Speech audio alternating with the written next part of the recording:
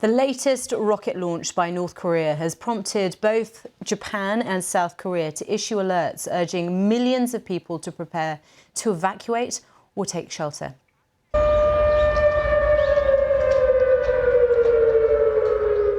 This was the moment that the sirens went off in the South Korean capital. There was confusion and chaos as people awoke to the sound of the air raid siren and an emergency message telling them to prepare for an evacuation, only to be told 20 minutes later it had been an error.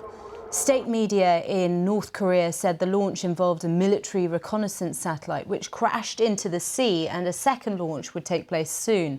According to the South Korean military, the projectile had disappeared from radar and might have crashed or exploded.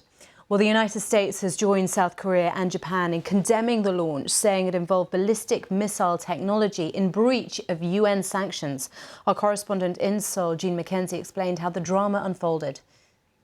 Well, I first heard about it when I, like millions of other people in Seoul, was awoken by this air raid siren this morning, which is incredibly uncommon here. It's just not something that we're used to hearing. We then started to get these loudspeaker messages being played out, telling people to prepare for an evacuation. But then 20 minutes later, we received another message telling us all that this had been a mistake. So as you can imagine here, there was a fair amount of panic initially, and then confusion as people tried to work out what it all meant and what to do.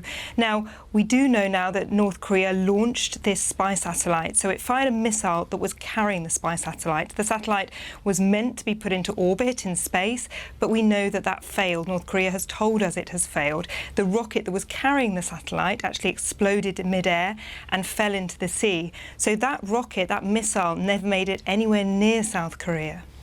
For the time at which the people of Seoul believed that they were under threat, is it clear what people in the city are expected to do, how they're expected to respond to such an alert and to those sirens? So there was about a 20-minute period between the air raid sirens going off and us receiving this message to say that it had been a mistake. And I think in this time there was a lot of confusion. People were unclear what to do. And that is because people here have lived with the threat of North Korea for 70 years.